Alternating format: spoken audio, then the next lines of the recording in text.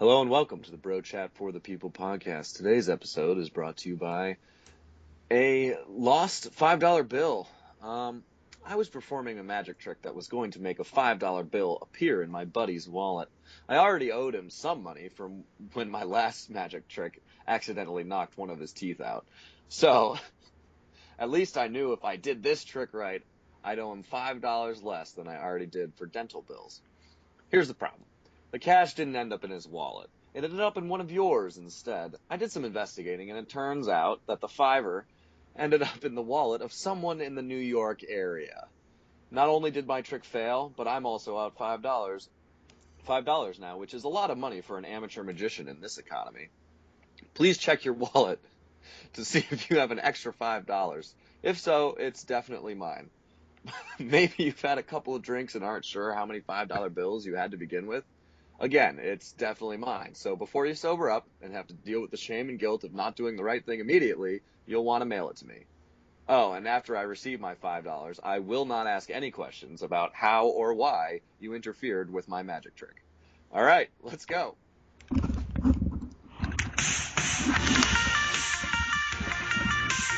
What? What is this?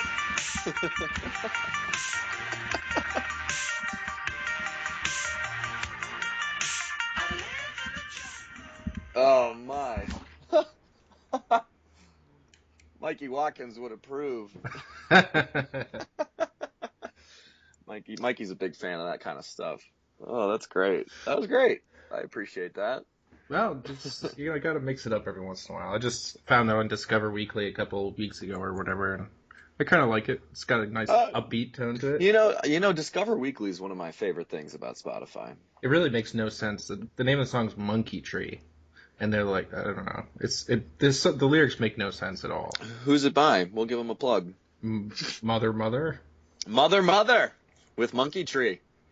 Yeah, I guess. Wow. You know, their sound is kind of has a weird vibe to it too, so their name makes sense to me. Yeah. Yeah. Mother, Monkey Tree. Oh gosh. All right, Thomas. What do we got today? I mean, obviously we've got the big news of Brussels, the tragic news out of Belgium today. Yeah, we got to talk a little bit about that and kind of the implications, but we also got the Arizona and Utah things going on. That's right. Which is like the first election since Rubio got out. So I don't know. It's pretty. It's pretty important. Yeah, I guess so. Though because it's on the West Coast and we're on the East Coast, the polls closed about an hour ago, and they said there was like reports that even after when the polls closed, there were still lines that were like 2.5 hours long. So, oh my gosh! So it's gonna be a while. Yeah. Yeah, we tried to wait as long as we could for you guys. Oh, you know what we also should talk about is this past weekend of March Madness. Oh my god. That has the games that have many pundits and experts, so-called experts, saying that it was the greatest weekend for March Madness basketball.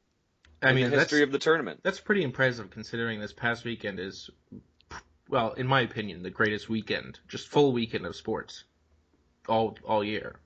I mean, just like, sure, you got like Super Bowl weekend, which has its own cool thing, and you have like the first weekend, the wild card weekend, and you have like those when all those hockey games are going on. But this is like Thursday, starting at noon. There's just games until midnight, and they're all so good. And then Friday, then Saturday, then Sunday. And everybody watches at work all day long. My god! You have the boss button and everything. Everyone's just like so much fun. It's all so much fun. But I remember, I went back in college. I used to watch in class all the time. It was so much fun. made it all worth it. It made going to moral theology worth it. Yeah, but they they kind of messed it up this time. Actually, it made it difficult. There was whenever the ads came on, you couldn't mute it. You couldn't pause it. Whatever. Like, serious problem for a lot of blue collar folk out there.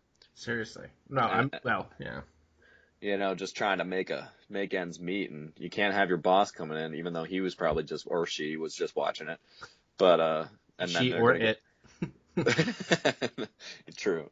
And then they're just gonna get mad at you, even Yeah, though they were just walking it, because you got caught. watching it. Yeah, exactly. See, it's not against the rules unless you get caught, Thomas. That's always been my mantra, um, for better or for worse. It's not cheating unless you get caught. But The mantra of a true Patriots fan. I'm kidding you're because so kidding. I don't even say that. I'll the slap you through Patriots this the computer. Patriots the Patriots have never actually been caught cheating. They've been framed a couple times, but they've never actually been caught cheating. That's true. So Uh, maybe the people have noticed, but we are no longer together. we We are are no longer we together. are We no no longer in our longer Florida studio. sharing a microphone. Well, Tom is still in the Florida studio, but I have kind of created a makeshift one for my temporary dwelling here in New Hampshire. Um, yeah, so we'll see what happens, but we hope the quality's not too much worse. I mean, I think the first couple times we were together it was better, and then I started yelling a lot, and, and it just didn't sound quite as good. That's true. Yeah, But yeah, yeah. you know, maybe we'll have a real studio at some point. Someday, maybe if those T-shirts sell like hotcakes. That we still don't have. I know. Oh, I tried to, well, there's this not new, but there's this company called teespring.com, and you design your own t-shirt, and but you don't have to like buy the t-shirts and then sell them yourself. You design your own, you set like a goal for how many you want to sell or whatever. They sell them for you if you hit, a certain amount, if you're making a profit on the number of people who say they want a t-shirt. And then if you hit a certain number for them, they make them for you, and then they take a cut and we get a cut. So they might be a little bit more expensive, but it's just easier. Well, yeah, that's true. I mean, you guys let us. By the time we shipped it all the way to ourselves, and then turned around and shipped it to each individual person that wanted one. We Oh my probably wouldn't gosh. make any money anyway, or Oh get my it, gosh. or ever get it done. Yeah, exactly, exactly. So yeah, anyway, the one I designed today, it was gonna be like a $20 T-shirt or something like that. Which, if you're a fan, hey, think about it. But if we had sold like, I don't know, like 80, we would have made like $1,000. Dude, why did we not already start this? I tried, and then I posted it, and then, or with you and Colby and them, and Colby said it wouldn't load, so I've got to figure it out. I'll try it again after this. Oh yeah, that wouldn't load for me either. So it wasn't just like blocked by his company. Yeah, yeah. So I'll try and figure it out again later. Ugh. But anyway, I think we need to talk about the Tom, Brussels do you a little do you bit. think? Well, first, do you think we could sell 80 T-shirts? I have no idea. Maybe if they're really cool looking. Yeah, that's true. That's true. And I did design them, so I don't. But you could get them in a couple different colors. It was really exciting. All right. Well, yeah, we should talk about Brussels. Let's move on to Brussels, shall we? Give us the news report, Daniel. Oh, well, basically that there were two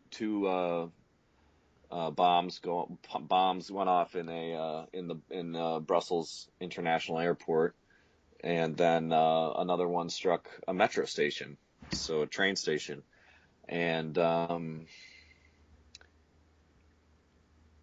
about 34? 34 are dead and over 200 are wounded, and some of those wounded will probably end up dying later in the hospital because they were severely wounded. So it's an absolutely tragic situation, and it's just another one, obviously, in a series we've seen recently from ISIS. ISIS has already taken credit for it. Um, and yeah, it was just two blind attacks. I mean, it was kind of like it's almost exactly like Paris, although Paris, there were some gunmen in Paris as well, and there were more casualties, but and then San Bernardino on a smaller scale. But yeah, it's getting to the point where you think our president, who, well, he doesn't really know anything about foreign policy, but you think he's got to do something at some point, right? And also the European Union and Russia and the NATO and whoever else. You think they got to actually try to do something now, right? Instead of just Yeah. airstrikes every once in a while. Yeah, I mean it really is getting this isn't How even much? just Paris either. Like Paris is a huge deal. This is the headquarters This is where the headquarters for the EU are. Yeah, yeah. I mean, like this is right at home for the EU. Like they should like. First of all, I don't understand. I'm still just like mind boggled by this. Your mind boggled. My clearly I'm mind boggled. It boggles my mind. Yes, yes. I don't like. I don't know. I just don't understand terrorism.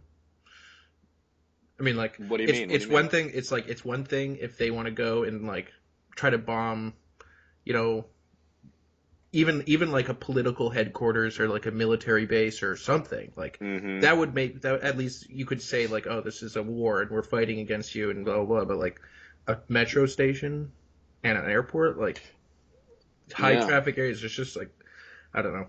I don't understand how this is even acceptable with any number of people. I just Yeah. I don't really understand it either. well, I would hope not. Oh yeah. But Oh my gosh. I mean, I look. This is something that Paris isn't the only one now. Um, the ISIS claimed bombings, and Yeah. I found it interesting that like the security deputy of security in Belgium or something the day before said something along the lines of like, well, we're expecting some sort of retribution for the arrest of the guy behind the Paris attacks. Mm-hmm. So that happened like a couple days ago, and then the next day this happens, and Yeah. I mean the refugee problem, not necessarily refugee, but the migrant problem from the Middle East is causing some serious stuff. There's in Belgium alone, there's 90 confirmed people who went to Syria to fight with ISIS and then came back to Belgium and are living in Belgium. Oh my gosh. Like they know about these people, Yeah. and I mean like they let them in, Jeez. they let them back, and That's they're silly. all over Europe. So I mean I hate to say it, but I don't know. I'd think twice about traveling. I mean, this is the result of terror. It's just like, what are the chances? Probably not like very slim, but at the same time, anything could happen at any moment. Yeah. Yep. And another thing too, I find it interesting that every time a radical Muslim or group of Muslims, such as ISIS, for example, uh, attacks and performs an act of terror, I guess, we're uh, we're instantly we're instantly like told and lectured by the media and by the left and by whoever that not all Muslims are terrorists. Like, Yeah, yeah, we get it, guys, but if this was a Christian guy, that wouldn't be there wouldn't be the same narrative around it. If this was a radical right winger, the narrative wouldn't be the same. And I think that I'm not saying it's part of the problem, but it's getting pretty freaking annoying. When there's evil, when there's bad people within any organization who are willing to do things like this, it's not enough to just go and say, "Oh, well, not all of them are bad." Like you have to go and you have to target the evil. You have to make sure it doesn't happen again. yeah. I mean, I look these people. It's become my opinion. I've kind of had this opinion, but I haven't been that strong on it until recently. Where we're not gonna get rid of these people by you know poking them with a stick and intimidating them. Is that how you scare off a bear? Like You that's not just what's poke it in the ass with a stick. I mean, like that's what we did. Like, we have a couple airstrikes here, we have a couple special forces things here. Like, you're not going Yeah, to get rid of a place like ISIS like that. Like it or yeah. not, if we want ISIS to go away, well, maybe it won't be strictly up to the United States. Maybe the EU will actually partake in something That's what I'm since, hoping. Since these attacks have been perpetrated against them. yeah, I mean, like they have Paris, France is, you know, as much as we make fun of France for being a bunch of sissies, like It's they in have a terms of history of Europe. you know if something happens, they'll Yeah. respond accordingly. And I mean, thinking of Europe, I mean, the big three in Europe are Russia, Germany, and Great Britain. Not Russia, France, Germany, and Great Britain. Yeah. Russia, I always count as kind of, even though they're technically a part of them is in Eastern Europe. I kind of look at them as their own thing. I mean, like, They're not part of the EU, so. I know it would be I know it would be hard to organize, but like some sort of force organized between like, you know, England, Russia, you know, You gotta France, think they're Germany, like it would not take long to put you ISIS down. gotta think they have the capability. Yeah. If you could do it in World War I and World War II, you could probably do it now. Well, I mean, you could probably take over all of Syria in like 2 days, Oh yeah, like yeah, if that. yeah. If Um, that. but they're not going If to. you actually tried, and you actually focused, and you actually believed in something. But if this is a thing that we're gonna do, like we have to, if we want to get rid of ISIS, that's what we're gonna have to do. We can't, But then I guess the counter argument would mean not even a counter argument it goes along absolutely with yours. The way to get rid of ISIS would be twofold. Like you have to eliminate ISIS militarily with strength and force, and then you have to make sure that no one takes their place. True. Um, and I think the only way that happens is by changing. I don't care about bringing democracy. Democracy, it doesn't help. I'm not necessarily saying that, but it seems like if you have 1.5 billion Muslims in the world, and in between 10 and 20% of those, so like 150 million, are radical extremists, like you have to change the culture of Islam. Well, that's not really up to us, but I certainly, understand. I know it's not up well, to us. I'm well, just saying, us, like us, until that happens, though, this seems like it's just going to keep happening, no matter how hard you push back against yeah. it. Well, I mean, It could happen less and less. us eliminating the radicals by force would maybe decrease the percentage of population that is.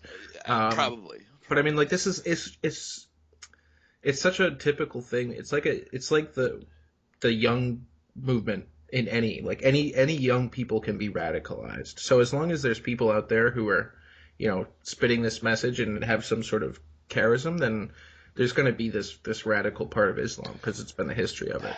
I mean, I think my own father thinks I'm a radical conservative. You tell him, damn straight, father, damn straight. Father, I will not vote for John Kasich. Oh God. Okay, well, I think actually Anyway, that's a little bit off topic. it is off the top. But I mean, like, there's only so much. I mean, there's only so much you can say about we it. can get into the migrant thing, because I mean, like, I guess so. they're migrating all over Europe. They're refugees coming. There has to be some ISIS members in the United States, and you got to think it's imminent. There's going to be. I know exactly, and that's the other thing you got to think about is we have a president who knows nothing about foreign policy and has never been strong on foreign policy, and still isn't. And you got to think, like, and he keeps saying, we've got this plan to ultimately take out ISIS.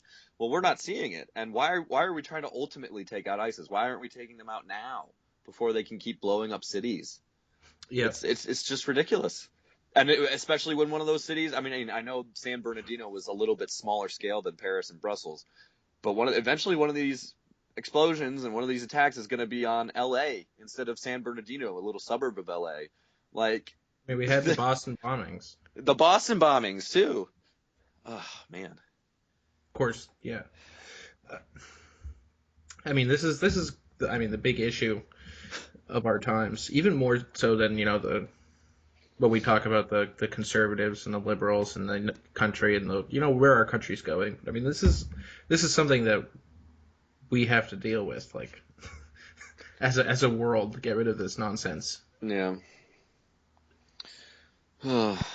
But I just am not. I mean, luckily I'm not supposed to know how necessarily.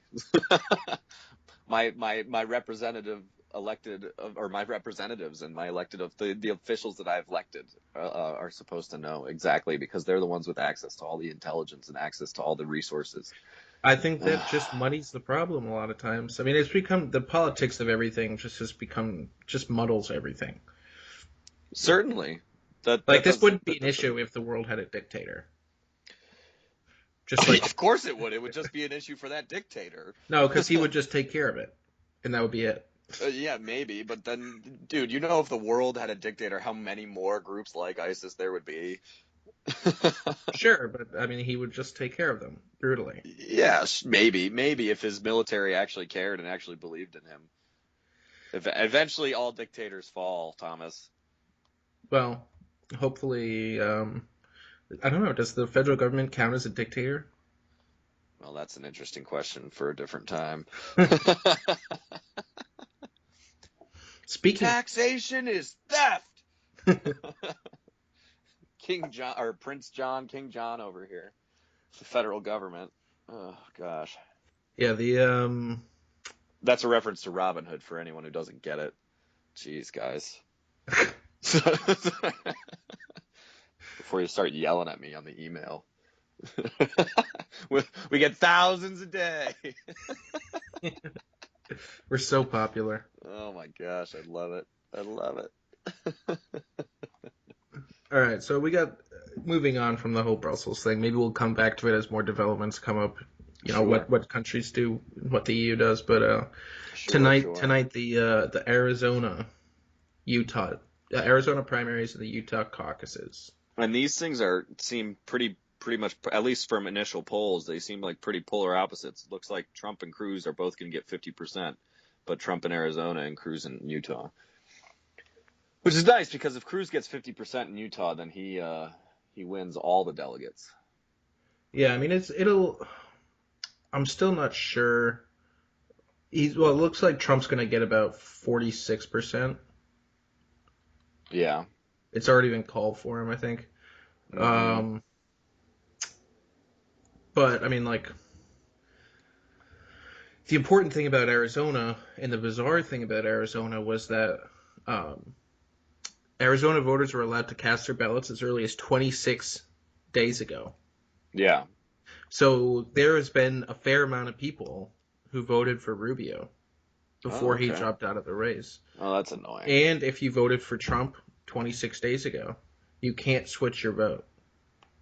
So I mean, there are no late deciders. There's nothing that happened recently that they can change their vote. So I mean, like, that's kind of I feel like it's a mitigating factor for Trump winning Arizona. Like, it's not quite as important, though it is a winner Mm-hmm. take all, which is kind of depressing. But in order for Cruz to take advantage of Utah, he needs to get over 50%. Because if he gets over 50%, he gets all 40 delegates. If he gets Yeah, under exactly. 50%, then he splits it not proportionally, I don't think. Maybe it's proportionally. Maybe it's not. What would it end up being, So like 24, 14, and 2 or something like that? yeah, something like that. So if he gets over 50%, That'd be nice. it will be nice. Though it It's a doesn't. little thorn, and it doesn't, knock Trump out of, still, and he doesn't knock him out mathematically, but it just makes it that much harder. Yep. And I don't know. I just don't understand this. I mean, the whole thing about Arizona too is that it's like closer in, I don't know, ideas as like those Western states, like California and Nevada and stuff like that. Yeah. Um, which would imply, I mean, I assume the problem. It's hard to even say what will happen, but I mean, just Trump is going to continue to win states. But there was an interesting rule brought up. There's been some question about it, um, Mm-hmm. about this Rule 40B in the GOP convention. Oh yeah. Oh yeah. Basically, back in 2012, uh, basically, uh, Romney and company made this rule that you had to win the majority of the delegates in 8 states coming into the convention in order to be nominated. So I mean, this was like, wait a second, who can possibly be Trump's going to be the only one, that gets the majority. But Well, no, maybe Cruz no. too. But Cruz will get eight. Cruz will get 8 states. Especially, he's going to get Utah. That'll be what Utah will be. What is seventh state?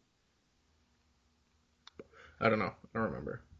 Is it just a majority, or is it like a I above think it's 50% I think majority? it's above 50%.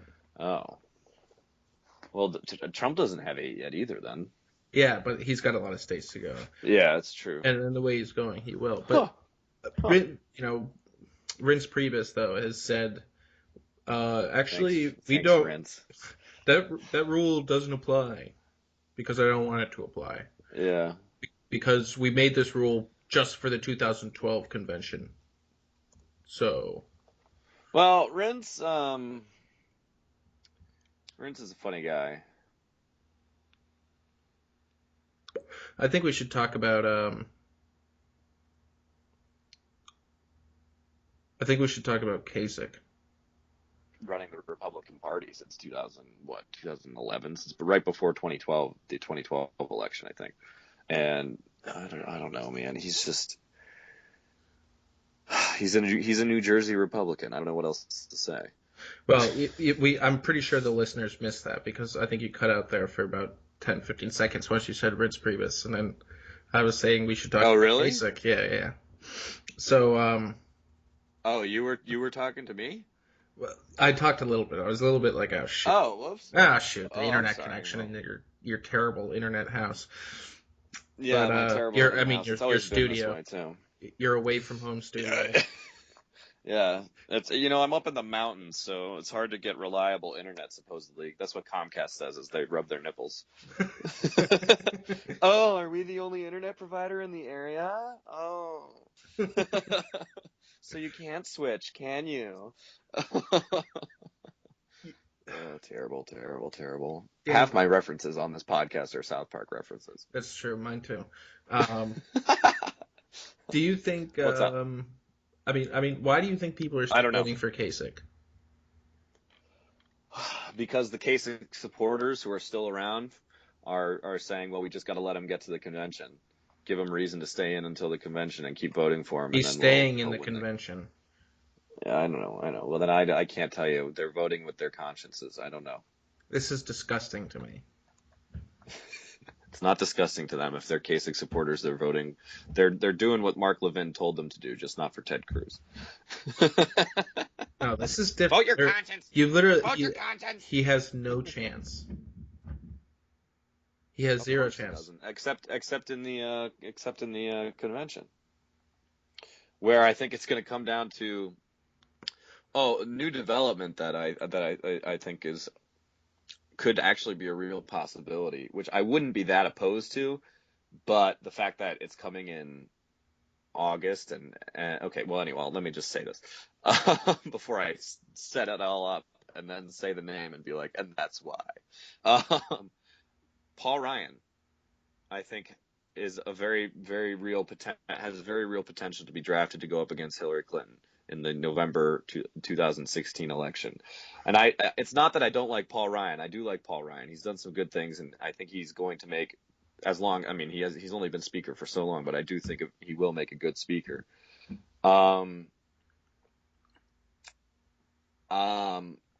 It's there's a couple things here. There's a couple issues here that I see that just come to mind. Number one, that means the Republican Party will be nominating somebody who's been out of the public's eye this entire time and hasn't debated once, and nobody's actually supported.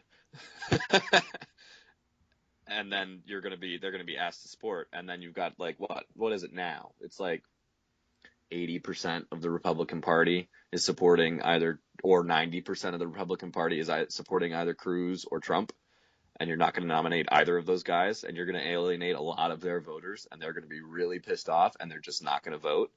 And somehow, some way, the weakest Democratic candidate we've ever seen is going to win the presidency because the Republican Party screwed this up so bad. Yeah, I think, look, if Trump doesn't get the delegates and him and Cruz are close, and then basically they just, after the first ballot doesn't get passed, second ballot, both of them get less, and then the third ballot or so, like, they elect a Paul Ryan or they elect a, Jeb Bush or whatever. Like, I don't think, or Mitt Romney. I don't think I'm gonna vote. Yeah. Really? Really. Uh, that's disappointing to hear, Thomas. I mean, I will not vote for. Heck, maybe I'll vote for what's his name, stupid Austin Jim Peters, Gilmore. Austin Peterson, Oh, Austin Peterson. Austin some Peterson. third Yeah, party, yeah, some yeah. third party guy. Because, like, obviously, this is supposed to be for the Republican Party, and I'm supposed to be a Yeah. registered member of the Republican Party, and so are 90% of the people that are voting in this election, and I just don't care. They apparently the people don't care. um, I might vote for Jim Gilmore. Is he still running? No, he's dropped out. Oh, that's too bad. He might as well still run. Why not? Yeah, I know, right? Just Kasich's still in. They've got the same amount of shot. well, I think you have to pay a stupid amount of money to get your name on the ballot. Oh, well, is he a career politician or did he? Yeah, he is. Well, sort of. Not really. What's he been doing since 2002? Who knows, man? He was in Probably the some army for a couple consultant or years. lobbyist, consultant stuff. Yeah, That's what they all do when they get out because they have those connections and they have all this inside yeah. information and they have all these friends on the inside and they just become stupid rich. Hmm. Oh, he also ran in 2008. I didn't know that. I don't care. Why are we talking about Jim Good for Gilmore? him. I Oh, just he's the president and CEO of the Free Congress Foundation, which is a conservative think tank.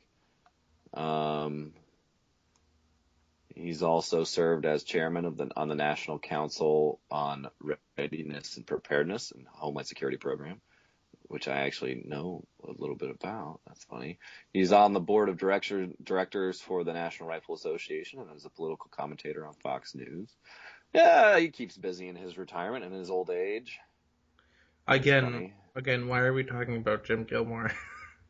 I don't know. I just think it's funny. I always thought he got like 17 votes in New Hampshire. I thought it was funny. I almost voted for him. Tom Brady almost got as many in New Hampshire as Jim Gilmore. It was great. Oh, anyway. Plus, he's a native Virginian, and I've always kind of liked Virginians, the history of Virginia. It's a good history. A lot of good Virginians. A lot of good Americans have been Virginians. Yep. Well, anyway, I think we should. I'm looking all the way back to Revolutionary War. Daniel. Yeah, I'm sorry. I'm rambling. Let's move I on. apologize. Yes. Please. I think please. let's talk a little bit about the tournament now that we're coming towards the back Yeah, half of our podcast here. some fun and exciting stuff. It was pretty Dude, fun and exciting. the Aggies, man. That was some gritty shit. Did you listen to that game while you were in the car? I was listening to it while I was in the car driving up from Florida. Oh my word. And it was a great commentator too. I wish I remembered his name, but he was super into it. Dude, how could you not be into it? I remember I texted I know. I texted you with 2 minutes left from the game. I was like, yeah. Dude, Northern Iowa. Yeah, exactly. And then I texted you 5 minutes later and was like, I guess mind. not. They just went on a 14-2 run in the last 40 seconds. 44 seconds, and it was fueled by a couple steals because you and I didn't know how to throw the ball down the court. Yeah. There were 2 seconds left for their last steal to tie up the game. All they had to do was throw it into the other side of the court. Oh my gosh. Yeah. They just threw it into their own little corner and it got stolen. What idiots. Yeah. It was such a breakdown, such a meltdown. So funny though, and so much fun to listen to. Yeah. That would have been good. There was a fair amount of upsets though. I mean, and then the shot from Wisconsin over Xavier. Dude, that was a sweet. The fadeaway corner three. That's just like one of those legendary shots type. I heard it. I wish I had seen it, but I mean I saw it afterwards. But it's I like, heard it on but the it's radio, like and it was, it's almost like that perfect spot where you've seen that shot so many times on replay. Like I saw him shoot it, I was like, that's going in. I don't care how hard look that shot was. Yeah, like that's going in. It always goes in. It was a tough shot, man. But, good on him. The man's got some gonads. Yeah, I mean it's pretty. The man can't ride in elevators. Notre He Dame exceeds the weight limit. fire. Notre Dame went down to the Notre Dame too. Yeah, geez, that's Yep. right. And like they're just little flip tipping type thing. Yep. Oh man, poor Stephen F. Austin. They were good. They crushed West Virginia. Dude, they were the Who better team for the majority of that game when I was watching it. That's But what I heard. it's I don't know. It seems like there's been a fair amount of Then upsets, but it there's seems like there's more parity. There's a lot of parity in college basketball this year. A 15 beats a 2, and then a couple of these teams get really close. There have been a fair amount of upsets. A couple of these teams get really close, and then like St. Joe's and Oregon, they like I watched that game because it was right after the Aggies won, or it was whatever. And I finally arrived at my hotel and I watched the game, and there wasn't much of a difference watching Oregon and St. Joe's, an 8 seed and a 1 seed. Like if you had asked me if St. Joe's had won, and I wouldn't have been surprised at all. They looked like fairly even teams, and maybe that's because Oregon's probably a weak number one, but they're still a number one. yeah. I think there's just a lot of parity. So who do you Teams think teams are getting better. who Bad teams. who do you think is the team that you're going to be rooting for now that we have the Sweet 16? Lovely. The team that I'm going to be rooting. Sorry, the team that I'm going to be rooting for. Oh dear God, Maryland. A little shout I'm out kind to of Ryan I'm Goodman.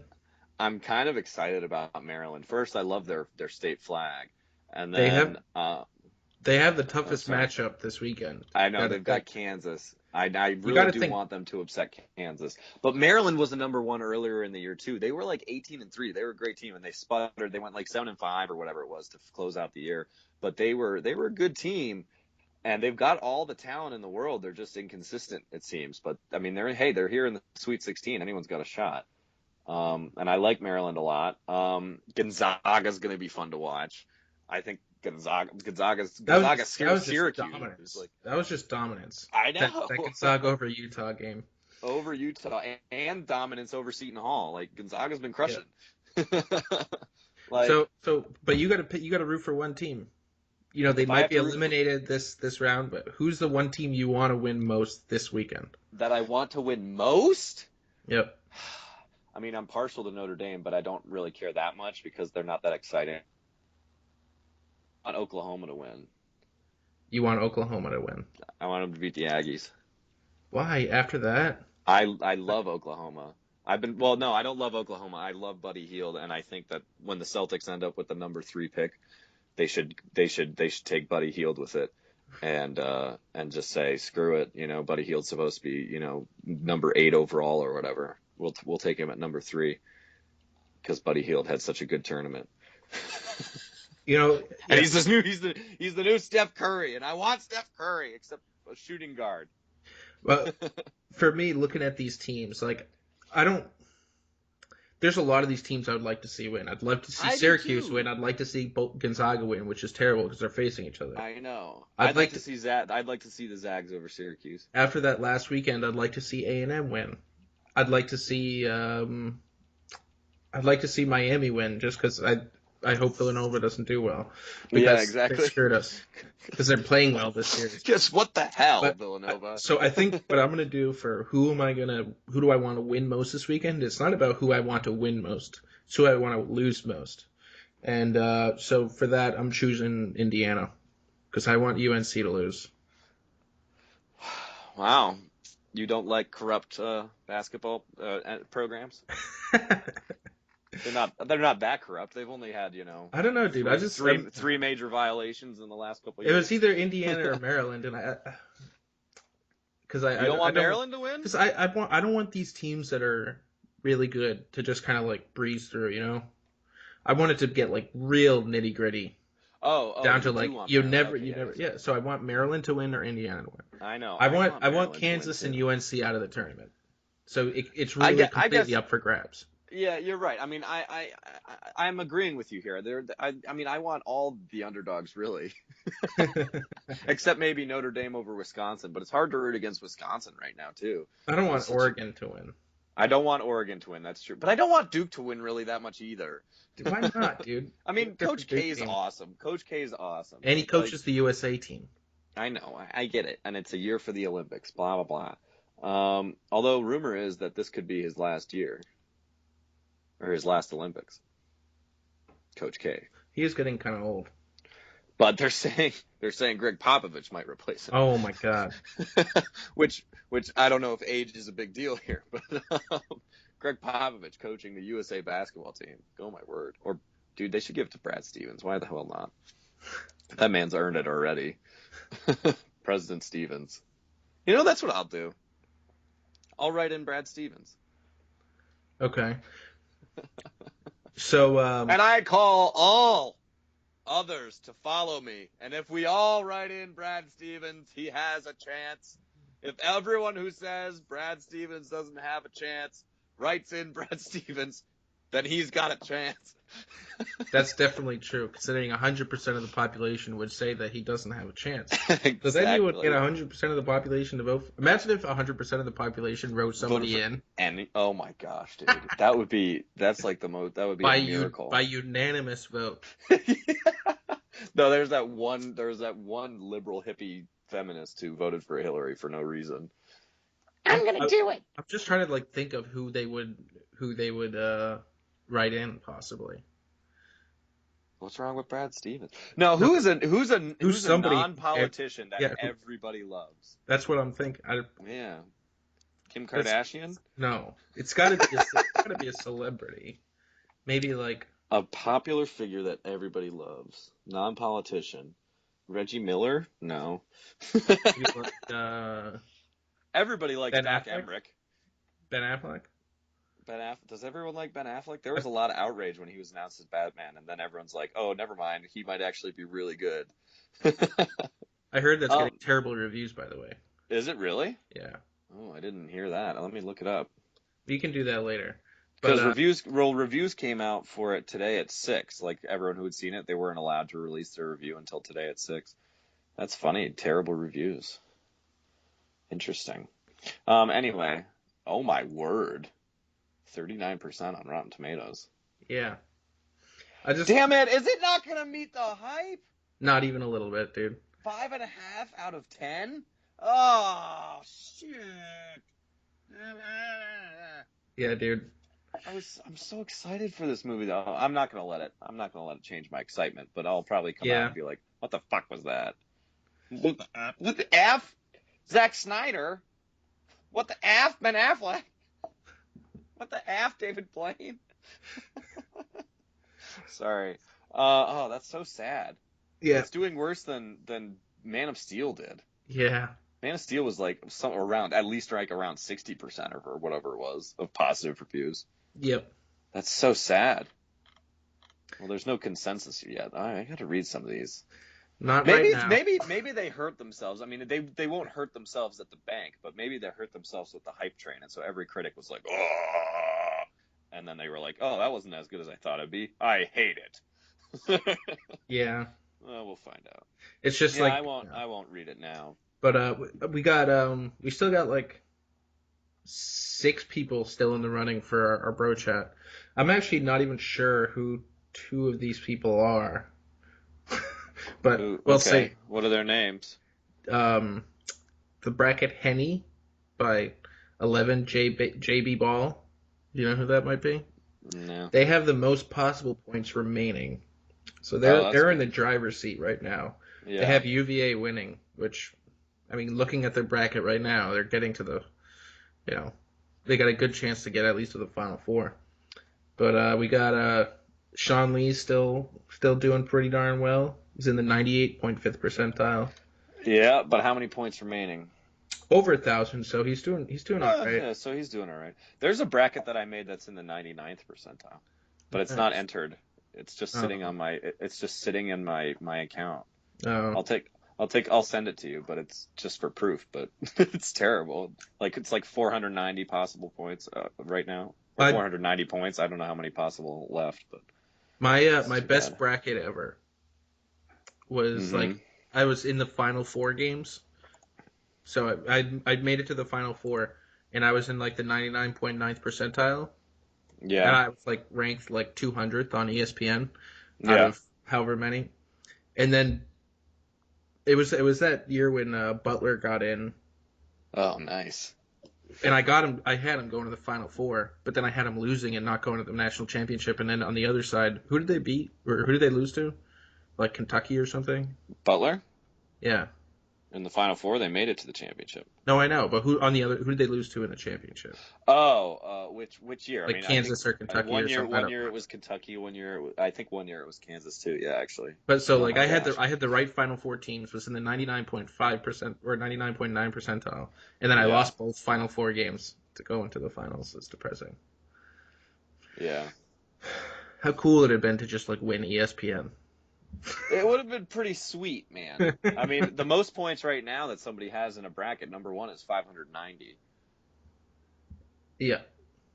So, eh, eh. The oh man, the Bulldogs were an 8 seed in 2010, 2011. They lost to who'd they lose to? Oh, they lost to Connecticut. Shabazz or Kemba? Kemba. Okay. They lost to Kemba, Connecticut. All right. Yeah, most outstanding player of the tournament was Kemba Walker. What about the year before, right? Was it 2010, 2011, 2009, 2010? I don't Are know, those dude. the 2 years? But Yeah. Butler. Second title game, second Final Four. So yeah, they definitely the year before 2009, so 2010 season. Let's look so, at this. so Let's Daniel see. actually. Oh, guess who their coach was? Oh, that's right. It was Brad Stevens. So Oh, they lost to Duke that year. So Duke and Kentucky or Connecticut, excuse me. Yeah, go ahead. so I'm just gonna throw this at you because we're just about at the end of this podcast. You know I'm not good at thinking on my feet. Well, that's too bad because the positive spin zone. I don't have one for you. Well, I have one for you, Oh, and thanks, I man. already kind of brought it up. Oh, did you? It's that reviews for the Batman Superman are in quote unquote an epic mess. Batman versus Superman. What's the positive spin zone?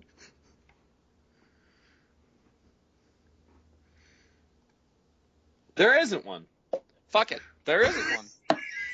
This is the most excited I've been about a movie. I've seen all these trailers. I've been making up my own fan theories. I've been following other fan theories. I've been like, okay, Zack Snyder, he didn't do too well with Man of Steel. Well, but then I saw it the first time and I didn't really like it. I saw it again. I thought it was pretty good. It was better than the first time I saw it. Anyway, like, this is ridiculous. This is so ridiculous. Supposedly Zack Snyder, who is supposedly a good director, but I don't even know anything else that he's done other than the Superman movies. Excuse me. No, he did Dawn of the Dead. That's his highest rated movie. Oh my gosh. And you know what? This is good. This is good because then it takes my hype. Here's the positive spin. It takes my hype, cuts it down a notch. I won't be expecting as much. I might have a chance of liking it a little bit more. Then, even if I don't like it, more positive spin. Even if it's a shitty movie, I'm still gonna go see the Batman Alone movie, not the Batman versus Superman garbage because nobody likes Superman. And I'm gonna go and I'm gonna go see the Batman Alone movie, which Ben Affleck's gonna direct and be light years better because Ben Affleck is a very, very talented individual, and he's never directed a bad movie. He's acted in a few, but he's never directed a bad movie. All right, that's fair. That's my positive spin. I'm gonna be way more. I'm gonna be way my hype level is gonna be way lower, and I'm just gonna end up loving the Ben Affleck one. So positive spin zone / Danny's take about how angry he is about this. Brought to you Well, by I the don't know. Washington I don't Bullets. even know if I'm angry about it yet. But when I see it on, shoot, Friday's Good Friday. Maybe I'll see it after Holy Thursday evening mass with my brother Davey, since they have school off anyway. I don't know. Well, so here's Zack Snyder. Okay, the last positive review on Rotten Tomatoes, the last overall positive reviews he's gotten was in 2009 when he directed Watchmen or That Watchmen. was a terrible movie. and then in 2007 when he did 300, That was alright. which was fun. Yeah. I didn't think The Watchmen was terrible. It was too long, and there was a lot that was wrong with it, especially Dr. Manhattan's schlong just flopping around everywhere. Anyway, sorry. Yeah. Nobody really wanted to see that, bud. Just because he's a blue guy doesn't mean anyway. And it was way too long. It was like 3 hours and whatever, but it wasn't as epic as it should have been, or as it could have been. Oh man. Now. Oh. It's okay, Daniel. It is okay, but are you gonna see it? Yeah, I'll probably see it. I don't usually care what reviews happen. If it's fun, I'll like it. I mean, yeah, I'm still expecting it to be fun. I'm just my Like thought I'm not. right now, I was never expecting it to be like the Dark Knight. I wasn't either. I was expecting Like that it to be had kind like of more than just a superhero movie. That was like yeah. it was pretty epic. But I was expecting The Dark Knight was I mean, the as best long as superhero this movie has that's like ever been made. as long as this has like awesome fight scenes between Batman and Superman, and some sort of guile by Batman and good acting by Ben Affleck, because we know Superman they've never had a good actor for Superman, so I'm never expecting one. Because I mean, the Man of Steel was fine. He was fine. It's not that there's not good acting. It's just such a shitty character to act that you don't have any depth as a character. So it's hard to act it. So I don't really blame those people. There's lots of great actors, but that's fair. But that's brought to you by the Washington Bullets. Oh yeah, it's time to change the name. Like, enough with the Wizards, guys. Like, the Wizards are as good as Batman versus Superman. 39% positive. That's terrible. I wasn't expecting like a Dark Knight, like you were saying, like 90% like positive reviews. I was expecting like between a 60 and 75 or something, and I was going to be totally okay with that. And I was going to be like, well, it's still fun. Like, I get it. A lot of people don't like the big epic sweeping action movies for superheroes, but 39%'s bad, dude. Yeah, man. That's real bad. So last question before we sign off here. Oh wait, I've got a complaint from the people. Okay. That I've got to read. From neither. It's from a disgruntled Chicago sports fan, but not from Sean Lee or Teddy Pence. Someone you've never met, Thomas, but yeah, you may want to meet him afterwards. But he says, "Hey, just went through several podcasts. Here's constructive criticism. You would probably attract more listeners if you eliminated the bashing of Chicago sports teams. We have suffered long enough, and it appears as though we are turning a corner. Go Cubs, go! Da Bears, da Hawks, da Bulls." And then I just laughed at him, and I said we were only trying to alienate Teddy Pence. We forgot about everybody else. Well, there was. I thought this was one of the pillars in which we founded this podcast. I think there was a moment when we were talking about doing the podcast, like we were like, well, we have to alienate a city. What city do we choose to alienate? And we said Chicago. And I stand by our choice. Yeah, we love everybody else besides every Chicago. Single. Well, no, we don't. And New York. And LA. Yeah. And Baltimore.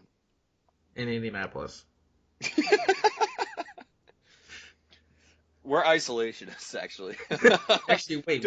We hate everybody except. Don't feel bad, Chicago. We hate everybody. We just hate you a little bit more. I mean, and then we have our sympathy, likes for like. Well, Cleveland. I love Cleveland. I feel so bad for Cleveland. They're like our adopted. Except for the Cavs. I don't feel bad for the Cavs. I feel bad for the Browns fans. I feel bad for Cleveland fans. How about that? Yeah. Oh gosh. Wait, who else do we feel bad for? Like Florida. I see it, but I don't really see the like for example, like the Jaguars or something. No. I'm talking like South Florida, like the Panthers, like the. Oh yeah. Well, the Panthers are pretty good this year. Like the Marlins. Like the Marlins have 2 World Series in the last. Yeah, I know, years. but they could probably have more if they didn't have to sell everybody. I know, it's true. It is true. And then they think changing their name to Miami Marlins and building a new stadium and getting new uniforms is going to change that. Yeah. And it didn't. Yep. Well, Hey, they still have. I mean, Giancarlo Stanton re-signed with them. Idiot.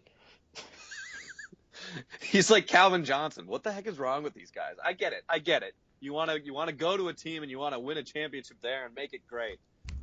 But like, dude, you just signed your entire career away to the Miami Marlins. That's terrible. I That's know. terrible.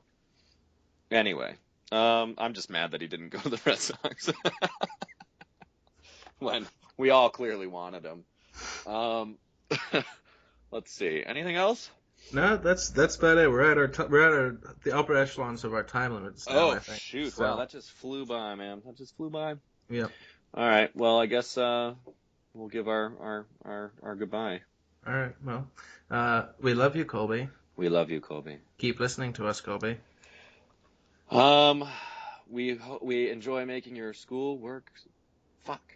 Excuse my language. Your work. We enjoy making your work, school, or baby day that much more enjoyable. All right. It still sounds weird. Wait, I have to go back and listen to We the do other. have to go back because now that you've said it differently, I can't unhear the way I that you can't. said it. I But it know. doesn't I. sound right. It We must doesn't have sound. changed Maybe it's the way, but it just doesn't. I'm gonna go back. to the Give it first back. podcast ever. Yeah. Yeah. The Yeah. deep cuts. The The one deep. we never even posted The that deep is cuts. secret. Oh my gosh, where Tom is doing unspeakable things on the other line. All All right, well, we got to roll, guys. right, guys. Take it easy. We'll see you on Wednesday. Peace.